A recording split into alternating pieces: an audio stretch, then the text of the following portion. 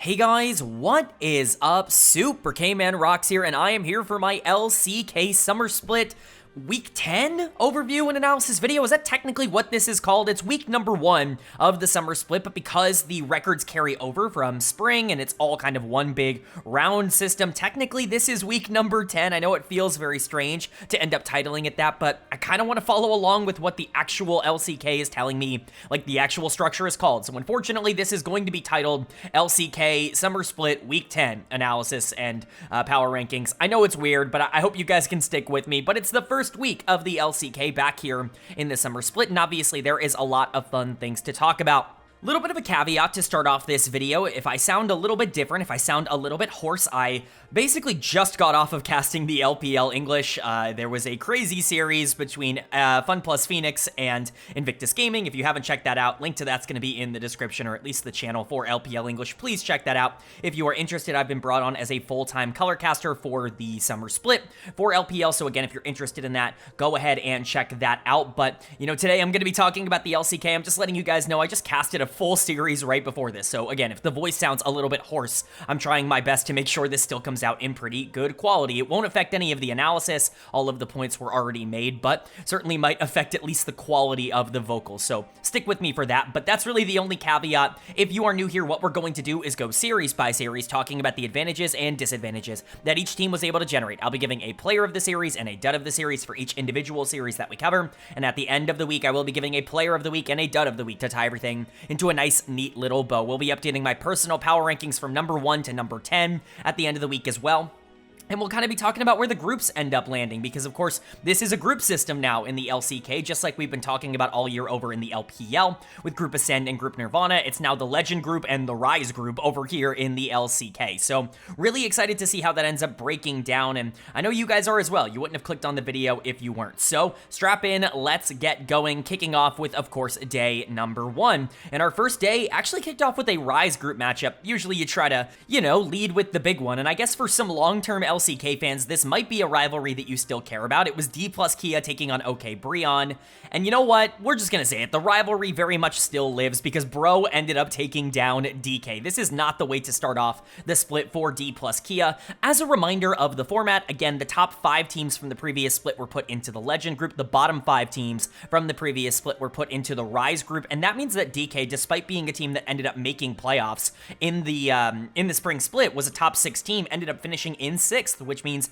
they're the only playoff team that's down here in Rise group, and they're certainly not kicking it off well. Also, as a reminder, the regular season records end up carrying over from the spring season as well, so you're not starting fresh. It's not just, oh, you know, Bro is 0-0 and DK is 0-0, and now Bro's 1-0 and DK's 0-1. Like, they're just continuing on from what their records were at the end of last split. I know it doesn't really make a lot of sense. The LCK is kind of crazy for this. Not the first time this has been done, at least in a major league. North America did this in terms of carrying over record from spring to summer. People weren't a huge fan of it then, but we'll see how it ends up going over now. But specifically talking about this series, like talking about how Bro ended up picking up the victory, there's a lot to like in terms of what they ended up showing here, and quite frankly, a lot to be concerned about when it comes to DK. So let's jump into it. Player of the series for me is going to go to Krako in the jungle. I really did feel like he was the most relevant player in the most important game here, game number 3. Obviously, still a lot to build off of if you are Bro in terms of other places. I think Hype had one of his better series in a while. Morgan feels like he's getting some of the form back, but Krako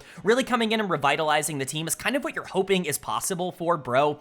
You know, I didn't really have crazy high expectations for this team or this roster at the beginning of the year, but I did think they would be a bit more competitive, maybe grow a bit more than they have so far in 2025.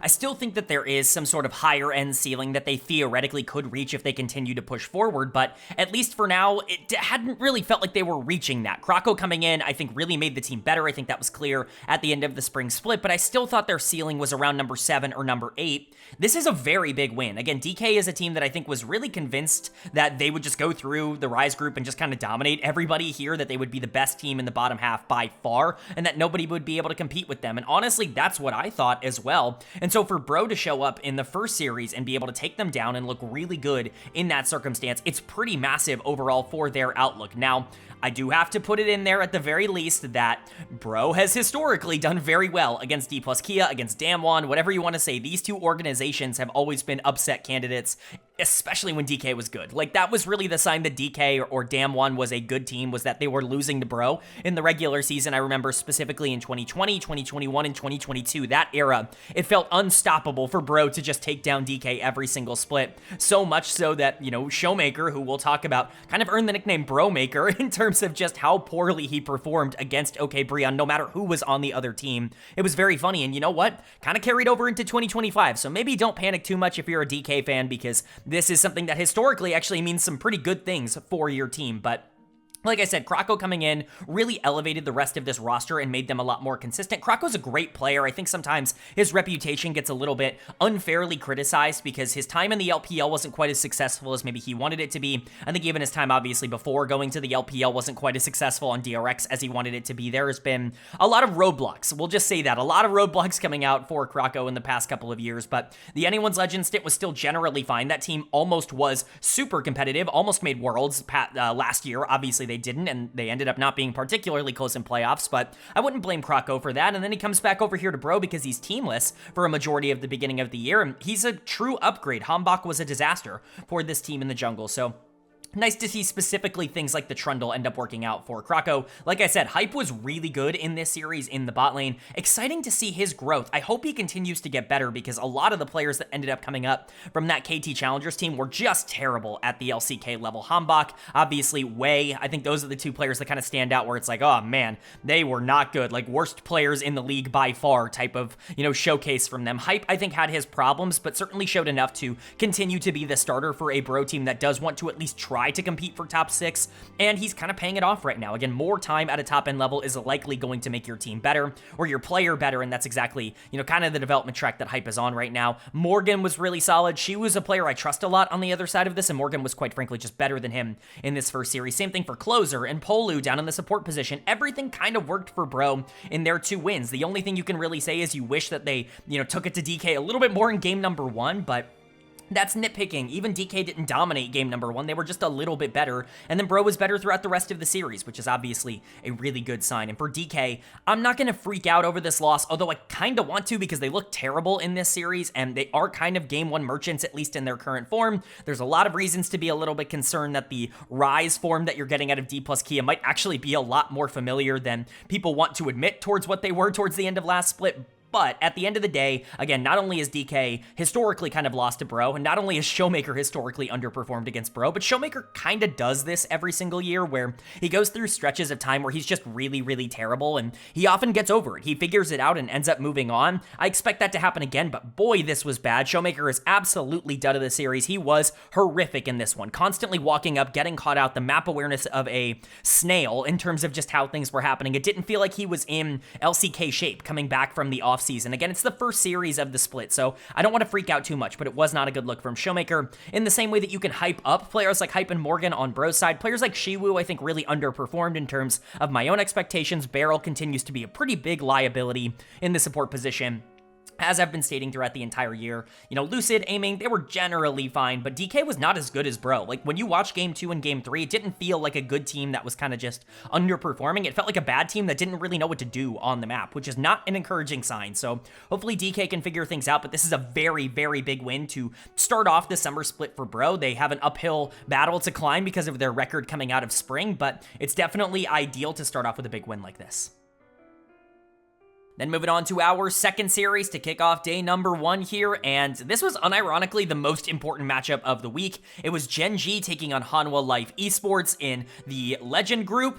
And Gen.G picks up the 2-0 win, and this is obviously huge because Gen.G just came back from an international tournament and they were immediately thrust into playing another one of the best teams in the world, and they still were able to overcome them after winning MSI, after winning the EWC. Everything is kind of going Gen.G's way right now, but on top of that, not only did they win this series and kind of prove that they still are in form no matter how jet-lagged they might be, no matter how overworked they are, They just qualified for Worlds, which is a crazy thing to say, but because of the format, if you win MSI, as long as you make the playoffs in your domestic region, you end up qualifying for Worlds. Well, like I said, the format in the LCK is that your record comes over from Spring. This team is still undefeated in terms of their record, which means they're guaranteed a playoff spot. There is no way that they could possibly be outside of the top upper echelon of teams, which means they've already made the World Championships. It's July as I'm making this video, and Gen.G have already qualified for Worlds. It's absolutely ridiculous. This format is kind of ridiculous, but honestly, good for Gen.G. They kind of have earned it, right? If you win MSI and you are the best team for a majority of the year, you should get a chance to prove it at Worlds. Not that that often,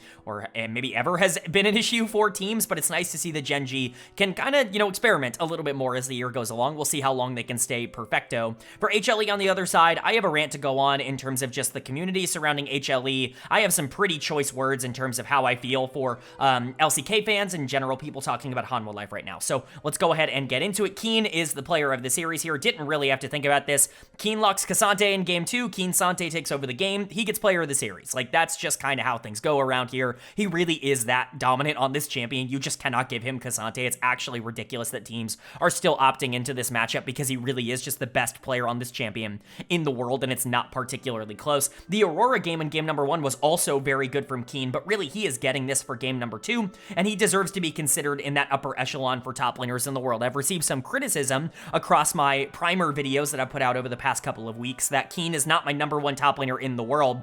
I'm sorry, I just, I love Keen. I think Gen.G's success can kind of inflate a player's value at times. I've talked about this a lot on the channel.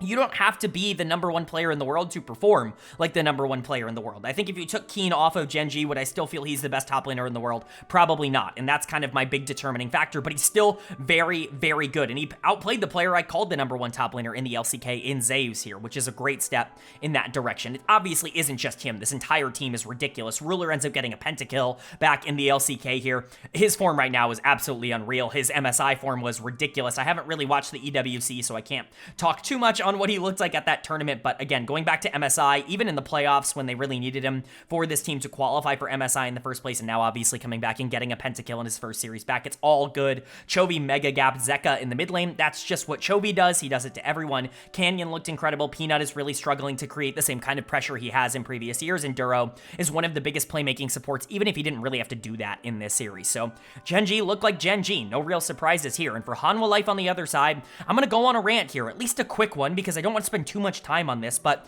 for all the people out there, for all the LCK fans that are looking at Zeka have a bad month-long stretch and are saying, well, the guy's washed, he should retire, he's never going to be a top mid laner again, HLE are never going to compete at the top of the standings again.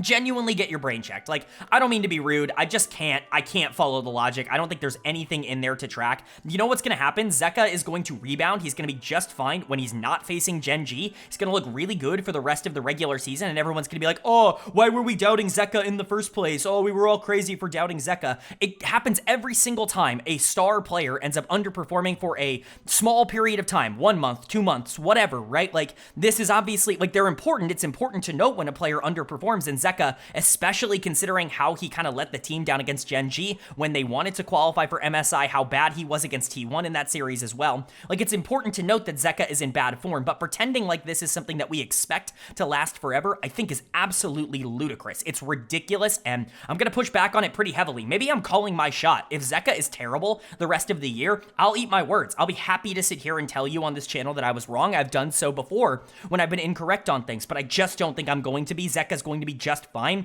He just got beat by Chovy. It's fine. It happens all the time. Everybody loses to Chovy in the LCK. Peanut was also not very good in this series. I don't think he's going to get nearly as much flame, although he is from some members of the community. Delight, I think, has taken a pretty big step back from what he was in Winter. I think for the most part, other supports have just kind of caught up to where Delight is at in terms of his gameplay right now. I still think he can be a valuable player, but not as much in form. Viper's solid. Again, didn't have to do all that much in this series because his team was already losing. He was trying to pull things back in game number 2, though, and same thing for Zeus. I think he was a little bit better than his KDA would indicate, but overall, I'm not giving up on Hanwha life as a top 3 team in the LCK LCK because they lost to Gen.G. Are you kidding me? I'm not going to do that, and I don't understand why anybody would do that. And for Gen.G on the other side, they're obviously the best team in the world. There is no debate right now. They've won absolutely everything over the past few months. They're still undefeated, technically, in terms of their record. We'll see if that lasts because they have the hardest week 1 schedule that you could possibly have. But you know what? They're just coming back from an international tournament, and they just took down another one of the best teams in the world. Pretty ridiculous stuff from this team. Then moving on now to day number 2, and we kick day 2 off with a matchup between the DN Freecs and BNK FearX, again in the Rise group, where BFX picks up the 2-0 series win. No problems here, no questions, just a strong victory for BFX. Technically, DNF had some good early games here. I think you could theoretically look at Pioshik's output and be like, that was pretty good, until you actually watch the tape and you're like, he kind of screwed up in the biggest moments. That's not really an ideal set of circumstances, and DNF is going to find a way to lose any game they possibly can, but BFX actually had some things going for them in this series, which I think is encouraging. Again, this was the team I put at the top of that big 4-team cluster in the middle. I talked about BFX and Bro kind of being in similar positions, both of them starting out with wins here in the Rise group, which is obviously great. Different competition in terms of their expectations, but still good results nonetheless. For BFX, player of the series for me, kind of up in the air. It's really just kind of who you feel had more of an impact on the series. I'm giving it to Diablo in the bot lane. I think he was more effective than Raptor, but it should go to one of those two, and both of them I think played well throughout this series. I think Diablo was more better than his opponent. That doesn't make any sense, but I've got, fatigue brain going on right now. He was better than Berserker, and Raptor was just kind of, a little better than Pioshik, and that's why I'm giving it to Diablo. I think he really gapped Berserker on the other side of this matchup, on Kai'Sa, on Sivir, on these late game carries, which Diablo isn't necessarily super known for. He wants to be a bit more aggressive, especially in the early mid game, and I think going into a carry versus carry, like hyper carry versus hyper carry matchup against Berserker, can be a bit intimidating and can be a pretty big ask for a young player. Not that I think Berserker is the pinnacle of, LCK AD carries, but I do think it's something that Diablo needed to step up and do, and he did it. The Kai'Sa was great in game 1. The Sivir was arguably better in game number 2. So big credit to Diablo. He continues his ascent up the rankings in terms of where people put a lot of the young AD carries in the world right now. Raptor, another player, though, that I think gets a bad reputation. I think this guy knows how to play League of Legends. I think he can win quite a bit at this level. And honestly, like Vi, Wukong, these types of champions that really give you a clear form of engagement, it enables this playstyle that he has where he's super aggressive and really wants to try to create all around the map all the time. And he has reined himself in a bit, I would say, going into 2025 in comparison to what he was in 2024, but I thought he was valuable last year for BFX, for FearX as a team, just in general. And I think going into this year, obviously, he had his struggles at the beginning of the year, but I think he's kind of figured out a lot of the biggest issues that he had in his game. They're not entirely weeded out, but I think he's generally good as a player, someone that you feel okay about starting at the LCK level. I think you, again, can say similar things about Clear. You'll notice some asterisks next to some player names here, Clear and Vikla. I did not have them starting in my primer, and so I'm just denoting that I kind of got that one wrong. They just went back to their starting roster from the beginning of the year. Okay, I think this is not as good. I mean, Clear in the top lane I think makes a lot of sense. Vikla coming back in the mid lane makes no sense, in my opinion, over Daystar, who was actually pretty good for this team, and we will continue to talk about that. But Clear coming back in, hopefully he has a clear head, pun entirely intended, because it really felt like he was just, completely out of it mentally by the end of the last split. If he's going to be a player that can actually, be fine and be the best version of himself, we've seen this guy be an LCK caliber top laner. I just don't know how consistent you're going to be able to get that out of him. Again, it's DNF. Like, I'm not going to overrate and overreact to how he performed here. Kellen has always been good, at least in my opinion. But Dud of the series is actually going to be staying on the winning side. I don't do this very often if you are new to the channel, but Vikla is going to get Dud of the series here for me because I can't deny it. He was the worst player on the Rift. Like, he just kind of was. He was doing basically nothing for BFX in terms of actually turning up the heat. It's funny, we, in this segment, go from Chovy versus Zeka to Bulldog versus Vikla, probably the two worst mid laners in the entire league, and it showed, at least in terms of the gameplay. Bulldog was honestly way better than Vikla in terms of how he played the 1v1 and the leads he was able to generate. Vikla is just not an LCK caliber mid laner at this point in his career. I would, maybe sit here and be like, and we'll talk about it, maybe Berserker could be Dud of the series, maybe even someone like Dudu on the top side could be Dud of the series, but When I really looked down and I said, who was the worst player on the Rift in this series? It was Vikla. He just happened to be on the winning team, so he's going to get dud of the series, where Diablo ends up getting player of the series. And for DNF on the other side, what analysis can I give DNF at this point? This team is exactly who we thought they were. They have not changed at all since the end of Spring Split going here. They are still a team with no direction, that have no idea how to play a late game, and even when they accidentally get themselves a lead, like they did in game number 2, they certainly don't know what to do with it after 15, 20 minutes into the game. There's no macro, there's no decision making. All of these players are bad, and honestly, like, the lead that they were able to generate, it was already pretty flimsy, because these aren't particularly good players in the first place when it comes to their mechanics, at least in the state that they're in right now. I've been very critical of players like Pyosik and Bulldog, but I'm starting to get on the back of someone like Berserker, who I think is completely mentally checked out for this team. Not that I entirely blame him, but it's certainly not an ideal situation that they rely on him so much as a carry, that they draft things like Zeri and Jinx for him in games like this, and he's terrible. He's definitely worse than Diablo. He's not really stepping up. If you wanted to give Berserker dud of the series, I really can't be all that mad at you, because again, pretty large AD carry gap in this one. Life has been pretty consistently bad throughout this year, so I'm not shocked to see him have another series where it just feels like he doesn't have any impact. I really don't like Jinx Nautilus as a bot lane duo, and I think we saw that in game 2. Pyosik had some good moments, and he had some really terrible moments. Learn the smite key, my guy. Like, I promise it'll help you at some point in your career. This has always been a problem for Pyosik, and, you know, it will continue to frustrate me, but I've basically completely given up on Pyosik if you followed the channel. Bulldog was actually fine in this series going into Vikla. Maybe Bulldog figures it out, but Dudu was not very good on the top side. I just can't really say all that much about the DN Freecs. This team is not good. They're not going to be good, and they're the worst team in the LCK. And for BFX, it's a nice win to get, but it's basically a free one here in the Rise group to be able to figure things out. I still need to see a lot more out of mid lane, but everybody else here was pretty good.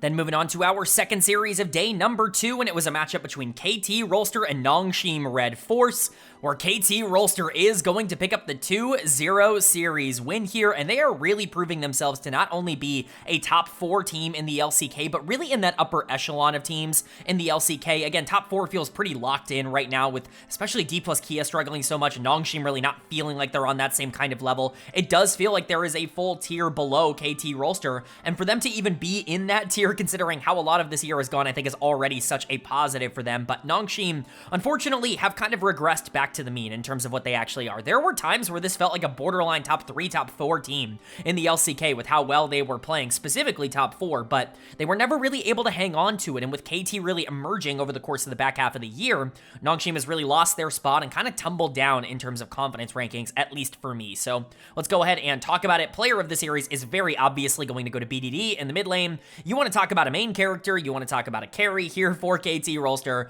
it's BDD. I mean, you know, if you want to put good money on him winning MVP, I think that that's fair. Obviously, a lot of pretty good candidates here in the LCK, generally speaking, in the summer split, but BDD might be the most important player to his individual team. Is KT even top 6 without BDD? Probably not, and that's with a lot of these other players starting to figure things out. I don't think they're given the time to figure things out if he's not stabilizing the ship, but he continues to be the captain, leading them forward, pushing them into the right direction. And I'm just excited for BDD to finally feel like he has a chance to really elevate a team to a world championship, rather than be the best player on a team that kind of feels okay. Like, KT could be a top 5 team in the world, and honestly, I really wouldn't be all that surprised. Like, that's the kind of reality that KT can have, and BDD might be playing the best league he's played in his entire career right now. Genuinely, he really has been that good over the course of not only this year, but last year and the year before, and obviously, I've been a little bit lower on him, but that's more so because I think the mid lane pool in the LCK is just ridiculously good. This is a world-class player, inarguably like top 10 to 20 in the world at the moment. But it's not just him. That's the thing about KT Rolster that makes them so dangerous now, is that it was just BDD for a majority of this year and, you know, a large part of last year as well. And now it feels like you have a lot of other pieces to kind of move around with him. Cuz was awesome in this series. I mean, the Zed in game number 2 was crazy. Obviously, it's a very weird draft in game number 2 for KT. They end up making it work because it does play towards the skill set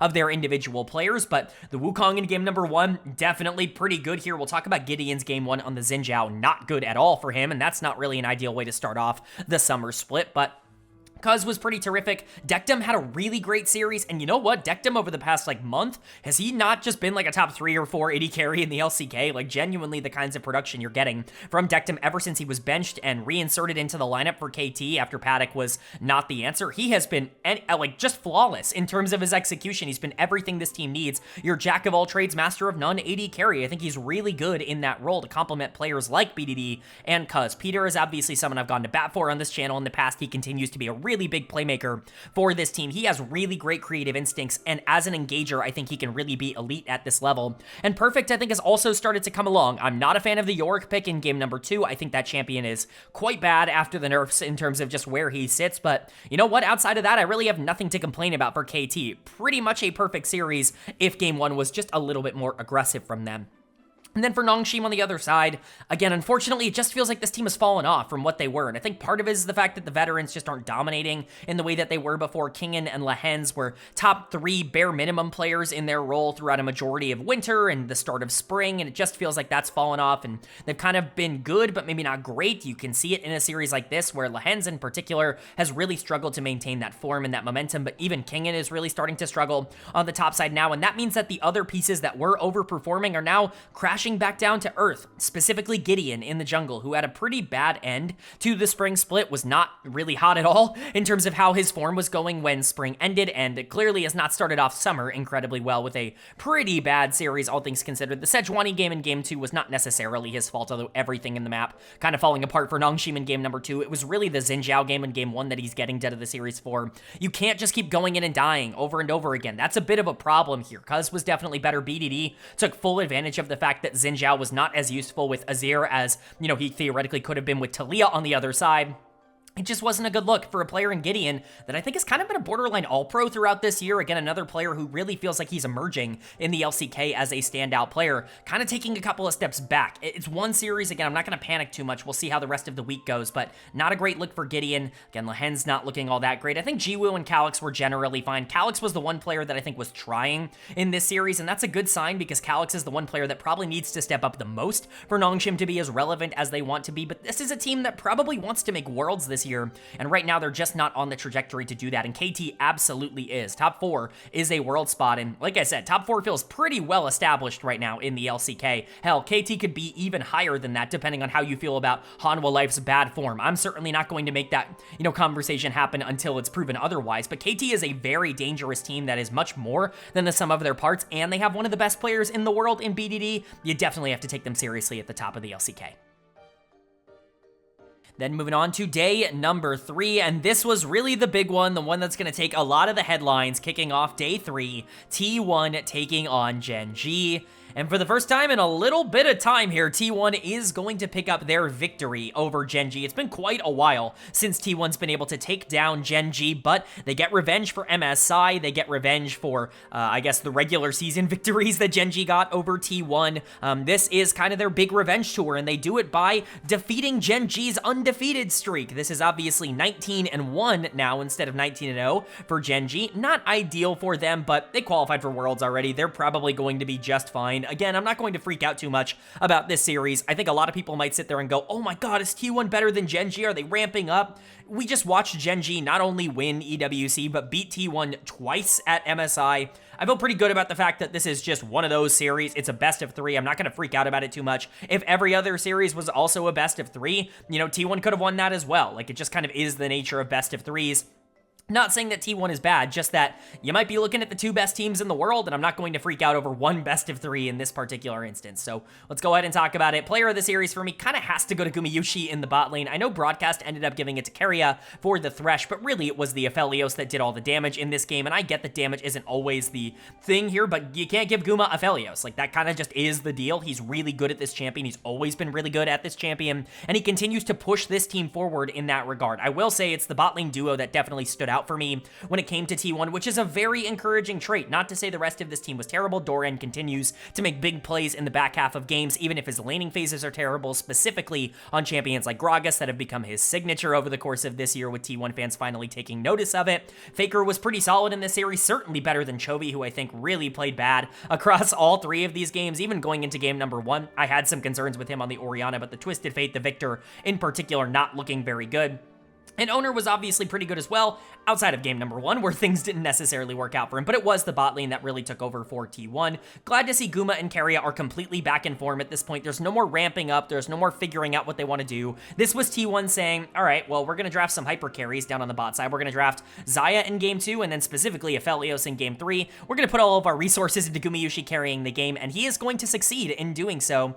It's a pretty cool strategy. They did this a ton in 2024, and honestly, I kind of forgot how good he was in 2024. Not to say that I think, you know, it was wiped from my memory that Guma's a good player, rather just that he was like a top 5-ish player in the world at times last year. Like, he really was that good as a primary resource getter when players like Owner and Faker were completely selling it in the mid-jungle duo for, you know, large portions of the year. Of course, Faker having his own individual health problems throughout 2024, but Gumayusi was awesome, was this team's best player domestically in 2024. Get that form of him back. Yeah, T1 can be the #1 team in the world. There's nothing stopping them from being that good. They were already winning worlds when I thought they were performing worse throughout a majority of the year, and so there's certainly nothing stopping them now from winning the world championships. And for KIA on the other side, not on the other side, I guess on the same side here in the bot lane, the Thresh was terrific. Thresh has been a pick that's really risen in popularity. I think Aphelios coming back into the meta has helped that, but even other hyper carries, we're seeing Thresh with things like Jinx and, you know, even Zeri at times, at least in solo queue, not so much in pro play. Thresh is very, very playable if you are going to be comfortable landing hooks regularly, and KIA is obviously an unbelievable Thresh player. We've known that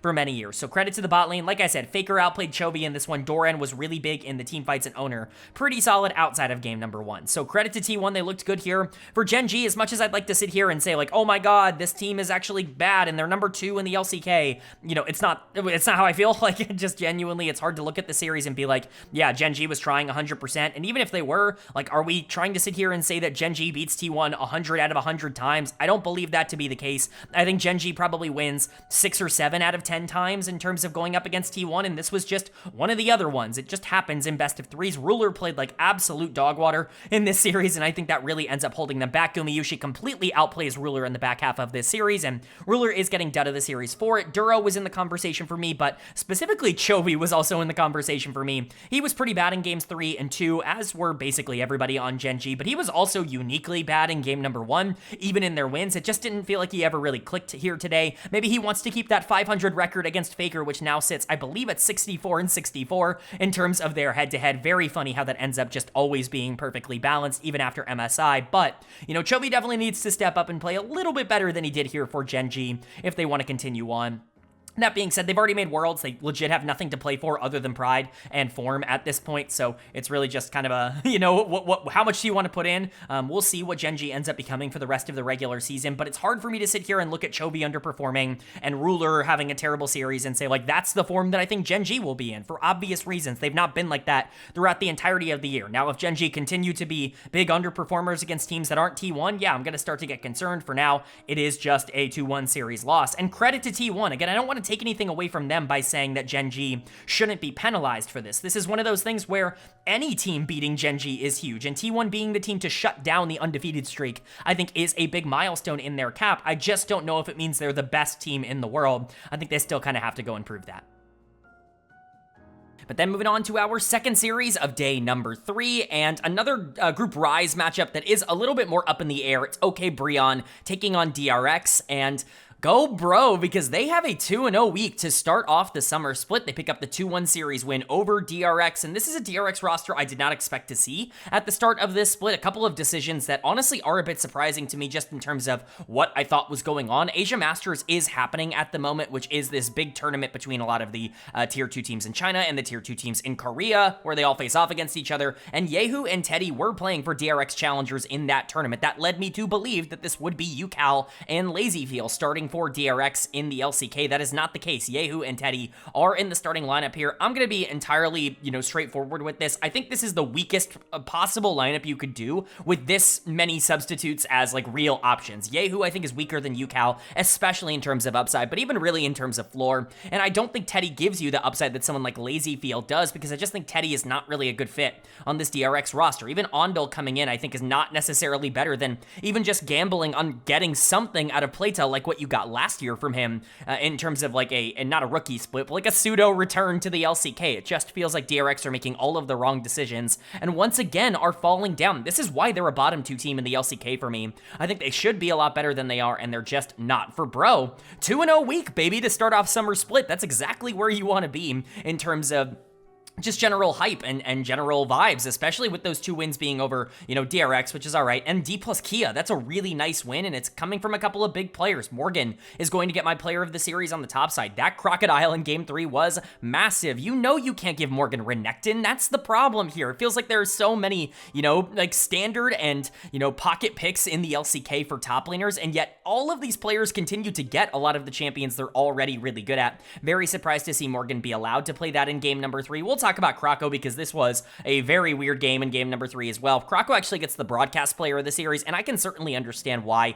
they would go in that direction because this Nidalee game is crazy in Game number 3. The build itself is wild, and anybody who's seen that has already, you know, kind of analyzed that probably a bit deeper than I would because I'm just not a Nidalee player, and so I can't really go super in depth. I know the basics, but like crazy stuff coming in from Croco, and then Morgan is the one really taking over in a lot of the team fights, even if Croco is a lot of the setup for that. Even if I think Croco was probably better in Game number 2 on the Vi, it's kind of a back and forth thing. Whoever you want to give player of the series to, I think is kind of up to you, but Morgan, Croco, really the driving forces for Bro in this series, and that is a positive. Again, the top side of the map being a plus for Bro has not always been the case. Specifically, this jungle position has kind of been a huge weakness for this organization throughout most of this year. Croco very much feels like he is stabilizing against a lot of these weaker junglers down in the Rise group. And then Hype is another player who just seems to be figuring things out. He was absolutely better than Teddy in this series, and that's not particularly surprising. Again, Teddy hasn't been in form in quite a while. Despite what Reddit wants to tell you about him being hard stuck on DRX, it's just not necessarily been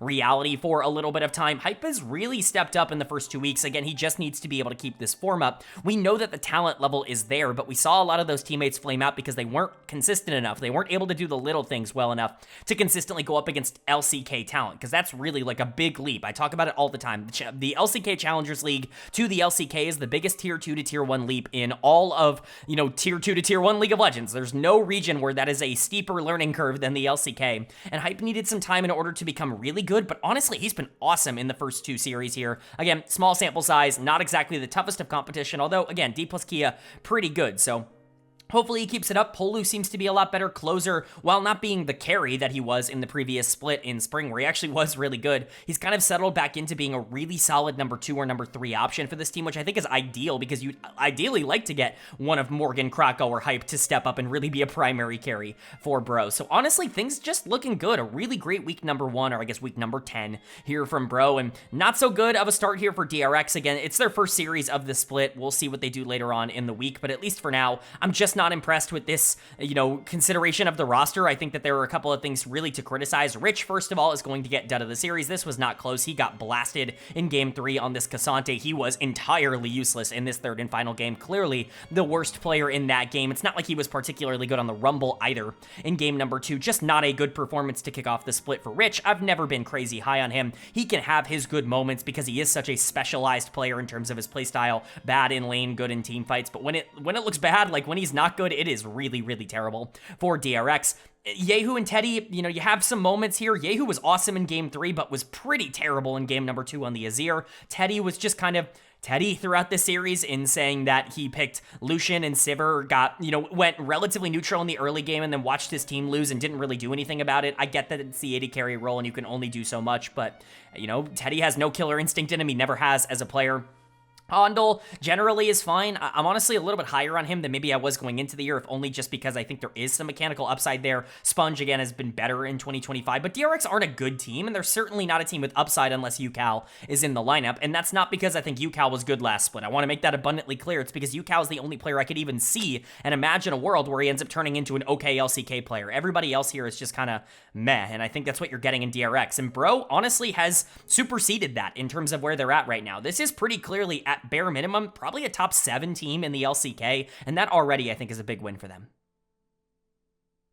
But then moving on now to day number 4, we're in the back half of the week now, and we kicked off day number 4 with the matchup between Dplus KIA and BNK FearX, where Dplus KIA is going to pick up the 2-0 series win. Obviously, this is necessary for them after dropping the series to Bro earlier on in the week. If they ended up going 0-2 to start out this group that they're supposed to dominate, we would be in full panic mode when it came to DK, but they are able to pick up the win. They're the better team by far in this series. I know there were moments in game 2 where things looked a bit back and forth. That's because the macro on DK is absolutely horrendous. I blame a lot of that on Beryl, as I have in the past on basically every team he's been on, at least since 2022, because it just has not, I mean, he's not been on a team with even decent macro in like 3 years. So I just kind of have to imagine that him being kind of known as a primary shot caller and every team he's been on having terrible macro is not a coincidence. It's just kind of where I'm at. I know a lot of people in the community have blamed it on their mid laner. I will talk about that as we continue onwards here, but this is a fine win. This is still a team with terrible macro and really good talent, and that's just what DK is going to be. That's what they were last year, and honestly, I don't think they've changed all that much from 2024 going into 2025. I think the LCK is better, especially at the top end. I think a lot of teams are a lot more consistent in terms of how they play the map, and that means DK inherently is falling down the totem pole. How much? I don't really know. Like, again, it's really hard to tell where 5, 6, 7 ends up starting right now in terms of the LCK with the lack of consistency, but, I'll certainly talk about this series. Aiming is going to get player of the series for me. I thought he was the most consistent here for DK across both of the first 2 games. Didn't really make any negative plays at all on the Jhin, and I think that really is the takeaway. There are going to be some positives and negatives for everybody else. Aiming was the only player that I think actively was just fine. Diablo was actively flashing forward on Varus in game number 2, trying to be an absolute psychopath. Part of it worked. Part of it really, really did not work. Like, absolutely sold BFX's chances of winning. That's Diablo as a player. Aiming was able to weather the storm and be able to come out on top as consistent as ever. So fine with that. Aiming's been generally fine across this year. My opinion on him as a player really has not changed all that much throughout 2025, but I do want to go on a bit of a semi-rant once again because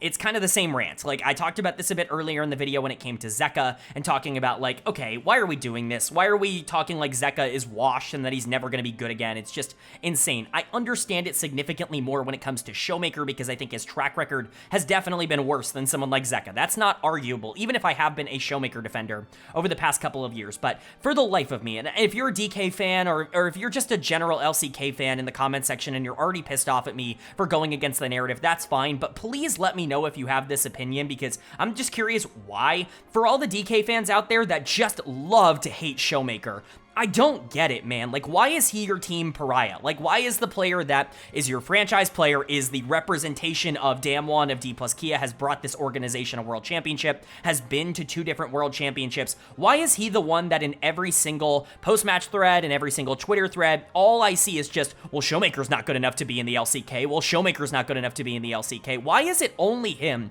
that ever receives any sort of criticism on this team for DK? There are a lot of players that I think do not play up to standard. Shiwu, I think, is pretty solid. Lucid, I also think, is pretty solid, even if I've been more critical of Beryl than everybody else. Like, Showmaker has his problems. I'm not going to try to pretend things are perfect, but he was awesome in this series for the most part, was really efficient in terms of the way he was playing the map, and definitely played game 1 really well in the Twisted Fate, and yet all I see in every response thread is, well, it doesn't matter. Showmaker's washed and he'll never be good in the LCK and he's actually terrible for DK and we don't want him on the team anymore. And it's just, why is the conversation always so negative? Like, why do we want to hate so badly? Why can't we just be like, well, cool, Showmaker played well. Hopefully that continues. Maybe it doesn't. Who knows, right? Like, obviously DK's expectations are higher than who knows, but that's the reality of the situation and you can't really change anything about it. I don't understand why everything has to take such a pessimistic approach here for mid lane in particular. Because the standard is so high, it just feels very strange to me. Showmaker's been fine across this year. He's had a lot of problems, but he was incredible in the winter split, almost got this team to the first stand tournament and almost won the LCK, was the best team throughout a lot of the beginning part of this year,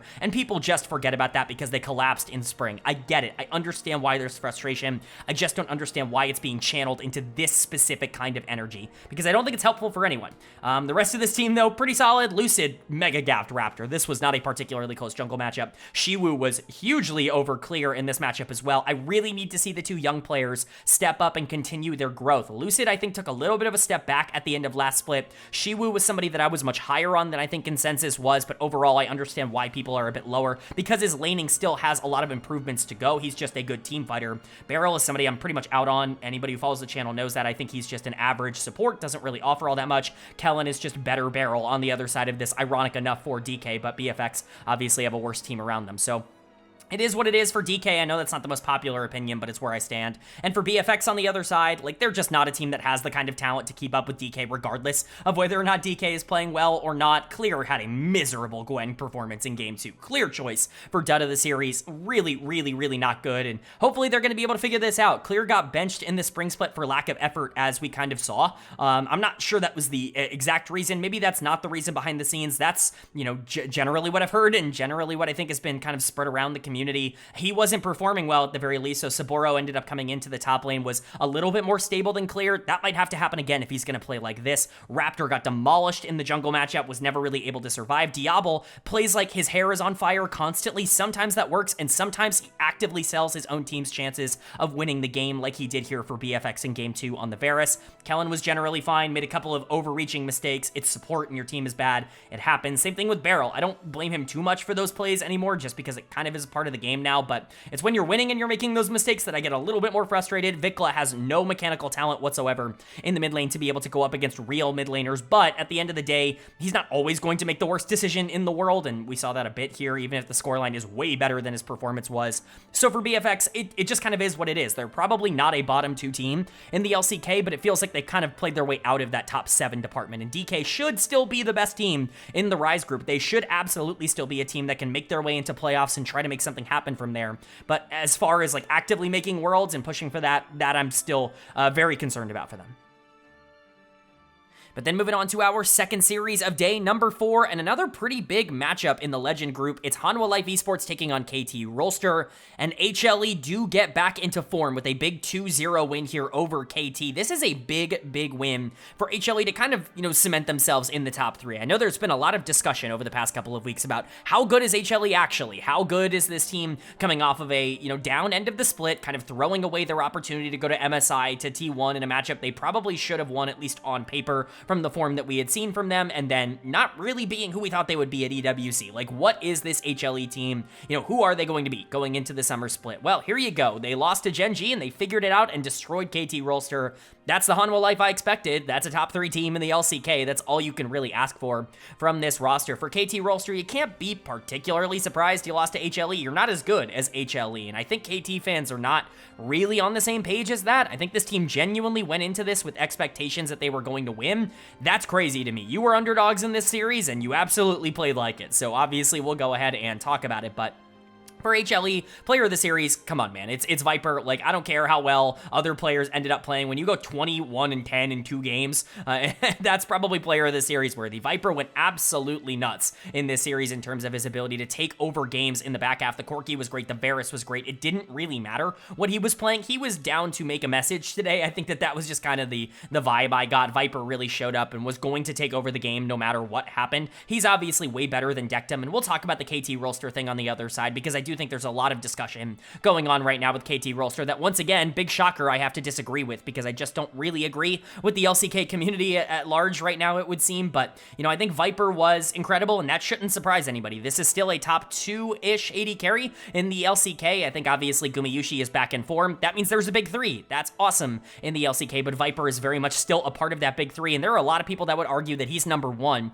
in terms of the production right now. His best games definitely showcase that, but Zeka also having a really nice bounce back series. You know, people have been really dogging on Zeka over the past month or so. Obviously, I've already talked about it in this video. I've pushed back pretty hard on that, but Zeka's gonna be just fine. I'm not really worried about it. He just went up against BDD, who's white hot, and whether you like BDD or not, Zeka was better than him in this series. I think BDD was fine. I'm not trying to sit here and say that he was useless. I think, obviously, hard to have as much of an impact on things like Malzahar as it is on a lot of other champions, but Zeka still was more active and certainly did a lot more on the map. I think he was probably the second best player here. For Hanwha Life, I think Peanut and Delight both had really good performances. Peter was sprinting it on the other side in terms of some of the engages on the Rel in game number 1 and even the Alistair in game 2. Delight was there to take advantage of a lot of those mistakes, and so was Peanut, quite frankly. It's just nice to see this team play like we know they can. It's been a while since we've seen the best possible version of Hanwha Life, and while I'm not expecting them to completely flip their form overnight, I'm not expecting them to be top 1, top 2 again, like they probably should be on on paper, this is still a team that can compete for that. Even Zeus on the top side was generally fine, even if he wasn't necessarily in the best matchups possible. So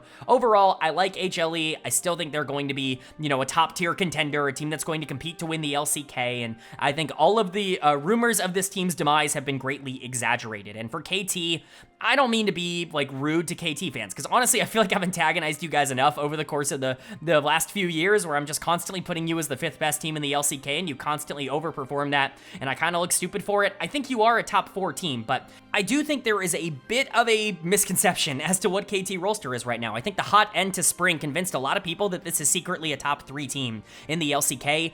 That's not KT Rolster. They are pretty clearly in number 4 right now. They are below the big 3, who just have more talent than them. As much as I would love for KT to be able to overcome the odds and rise above the talent level they have on the team, they just don't really have that. And you see KT fans kind of, I don't want to say coming to that realization, because they probably already knew it, but now they're calling for the heads of a lot of these players. All of a sudden, Perfect is a player you have to get rid of. He's never going to be good enough. Dectum is a player you have to get rid of. He's never going to be good enough. I see KT being like, well, why don't we go get Kana, and why don't we go get Pays? And it's like, okay, you tried.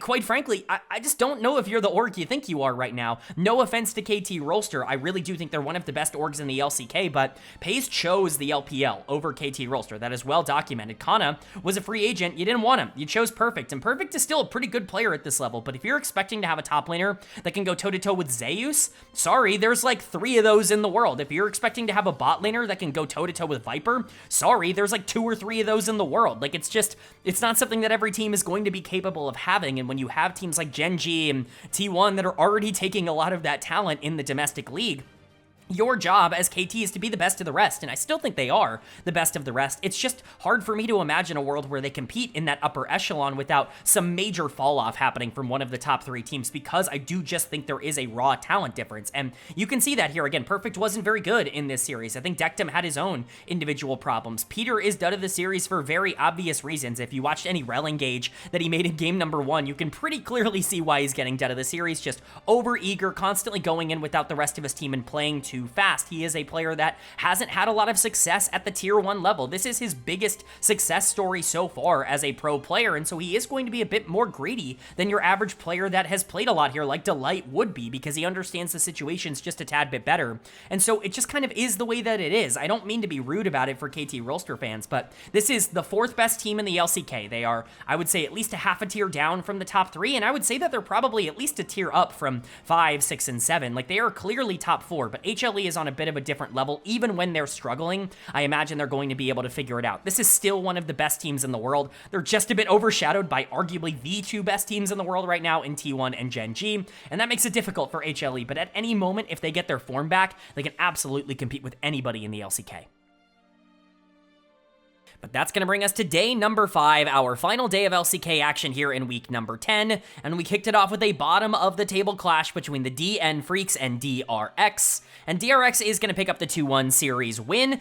This is expected. DNF has not been able to beat anybody really throughout the entire split, and so it's not surprising to see them once again drop even to DRX, but it is nice to see that DRX has outs if they are able to generate it for themselves. Alternatively, DNF had a couple of performances here that are worth at least talking about, some positive, some negatively. You know what? This was just one of those series of all time. I wish I had a ton to talk about when it came to these 2 teams, but there was really nothing that we saw out of either of them that changed my opinion on what they were coming into the split at all in the first week here back in summer. So let's go ahead and talk about it. Player of the series for me is going to go to Teddy in the bot lane. This is Teddy's, like, holy grail. This is the exact kind of game that Teddy likes to play, which is a game against a team that has absolutely no idea what to do in the mid game, that is willingly going to let the game scale out into oblivion, and he's just going to be able to kind of skirmish whenever he wants, and he's talented enough to be able to make that work. Again, when you're not pressuring Teddy, when you're not putting him on a timer or on a clock, he's going to be really good as a player. He's always been, you know, really good mechanically speaking. I think he still is in that zone, and that's why he's always torched a lot of bad teams in the LCK. Really has been kind of the bad team destroyer. And obviously at times, like, I'm not trying to shit on Teddy throughout his entire career. He's been really good, you know, in his prime as well. I just don't know if we're in Teddy's prime anymore. It's just much more like, okay, well, if you can let him feel comfortable and if you can get him, you know, a small lead that grows a little bigger and then a little bigger and then a little bigger, he'll eventually win you the game, right? Like, that's the thing that Teddy's really good at. He did that in game 3 here on the Ezreal. He kind of did it in game 1 on the Lucian as well. So you can generally feel pretty good about how Teddy ended up performing, although Berserker on the other side was not the problem here for DNF. I feel pretty confident in saying that. I do want to give a shout out to Sponge in the jungle, because once again, he's continuing to play aggressive, and at the very least, that's something that's interesting about him. I think he's shown a lot more in 2025 than he ever did in 2024. This was a player that was easily bottom 1 or bottom 2 in the LCK last year in terms of raw production. He was not an LCK caliber jungler, but the org stuck with him. They gave him another chance going into 2025, and I'm not going to say he's paid it out, like he's not been good for this team, but he's not been terrible in the same kind of way he was. He has taken a bit of a leap to being a below average player rather than just being like a terrible player, which I think is at least something to take away from. Yehu's scoreline looks okay if you're just looking at the KDA. I think the actual gameplay itself would maybe scream, uh-oh, this guy's not very good, is he? He's got a lot of things going wrong with him. Once again, I just don't really know where UCal is. I understand that he was not very good at the end of spring, and you maybe want to try and go in a different direction, but you're already paying him. He at least gives you some kind of upside. He's teamless outside of it. You might as well play him on DRX. It's not like your split's going to get that much worse. You're already a bottom 2 team with Yehu. It's not like you're like missing out on the playoffs whether or not you take a risk on a player like UCal. You might as well see if you can get him back into form, because I just don't think Yehu is the answer in the mid lane. I think he's been given, you know, opportunity after opportunity, quite frankly, and I just don't know if he's ever really showcased himself to be an LCK caliber mid laner. Ondo was solid here. Rich was definitely much more stable on the top side, much more of a Rich caliber series where he can play Ornn and Cassante, kind of just do his own thing throughout a lot of the game. DRX was just pretty solid here. This is the way DRX is going to win. These slow-paced, more, you know, I don't want to say boring games. That's kind of the style that DRX likes to play when they end up succeeding, and that's what they had here. And for DNF on the other side, it's all about vibes, baby. Like, obviously, I'm ripping that from the cast, but DNF is just one of those teams where no matter how many good plays they make, they're all going to throw them away with terrible plays in the back half of the game. Pyosik is done of the series. Not really much else to say for me when it comes to the actual gameplay itself. He was terrible in this series. Maybe not as bad as we've seen from him in the past, because the bar is in hell in terms of Pyosik in 2025, but I'm going to continue to bang the drum. This guy's not an LCK caliber jungler. He hasn't been all year long, and I really am surprised that he still is getting playing time for DNF. Honestly, I'm surprised they continue to run back this roster. I really don't know what there is to gain. At this point, you're so far removed from a potential playoff spot because you're inheriting your record from the spring split. You might as well see if you have something in a lot of these young players, because at this point, Pyoshik's not an LCK caliber player, Bulldog is not an LCK caliber player, and Life is not an LCK caliber player. Berserker and Dudu I can understand sticking with, because at least they've shown flashes in the past. Dudu not so much this year, but, you know, Berserker's been okay this year. Dudu's been a top-tier top laner at times previously in the past couple of years, and so I understand maybe wanting to give them a bit more of an opportunity than maybe the other players, but Pyosik in particular, what else is there to see? Berserker tried his best here. Even he was also way too slow. It really does feel like he's lost that killer instinct he had in North America. I don't know if that's just because there's no confidence on this team right now, or if he genuinely just isn't trying all that hard anymore. There are a lot of things that could go wrong when you're on a team that's this bad, when you're like one series win across multiple months of actual gameplay on stage. But, you know, Berserker, mechanically speaking, is still in there. Maybe another team's going to be able to get that out of him at some point. Bulldog is not very good. We thought there might be something in him when he went up against Vikla earlier this week, and he wasn't the worst mid laner. That was kind of the case again in this series, but even then, Bulldog was probably worse than Yehu, even if Yehu was also running it down. Life is just kind of a nothing burger right now in the support position, although this was better than his usual performances. I will give him that. Overall, DNF, it's a not very good performance, but they were able to take a game, even if it was against the other bad team, the other team I consider in the bottom two, kind of in a tier of their own. And DRX, to their credit, was still able to pick up the victory. They're at the very least not bottom one, which is a really good thing. I think their playstyle is very specific, and it will not work against anybody who is just better than them, but at the very least, DNF is not better than them, and that is a good sign. But that brings us to our final series of the week here in Week 10, our second series of day number 5, and it was a matchup between T1 and Nongshim RedForce, where T1 is pretty easily going to be able to pick up the 2-0 series win. No surprises here. T1 continues their good form. If they're going to beat Gen.G, they sure as hell can beat Nongshim. That I firmly believe. This team is looking very good coming back from their international hiatus. Not every team coming back from internationals can say that. Look at anyone's legend over in the LPL starting out 0-2, coming back from their break. T1 has certainly not faced nearly as negative of a return. It feels like they are as ready to play as they have ever been, and I think that is the advantage of having every single player on this team having played so many internationals. T1 as an org obviously is really set up to be able to, you know, thrive under a lot of these big pressure situations. This was something that actually really troubled T1 last year. I think some people forget that. Last year in 2024, when they went and won the Esports World Cup, they came back and were in significantly worse form domestically, both them and top esports were significantly worse in the LCK and the LPL respectively coming back from that tournament. Nice to see T1 seems to have learned from their mistakes and seems to have figured out some way to stay in, match shape, going all the way from Vancouver to Riyadh, now back to Lal Park in Korea. So credit to T1, and for Nongshim, they just don't really have the talent to go toe-to-toe with a T1 team that actually feels comfortable right now, and they made a couple of big mistakes, which obviously we will point out. But for T1, player of the series for me is going to go to KIA in the support position. This is one that maybe some people would have given to him earlier in the week as well. I wanted to split it one apiece because I think both him and Gumayushi were kind of the main characters of T1 across this week. I really do think they were the ones you had to watch out for. Guma was arguably more important in Game 2 on the Jin, where he was just outputting a ridiculous amount of damage in that game. People look at Jin like he's some sort of secondary carry that can't be a #1 damage dealer. That is a situation where you're not playing Jin right, or you don't have the setup correct for Jin. I think that there are a lot of circumstances, a lot of AD carries in the world I wouldn't trust to play Jin like that. Gumayushi is not one of them. He can absolutely obliterate a game on a champion like Jin, but KIA was better in game #1. He still was a big playmaker on the Bard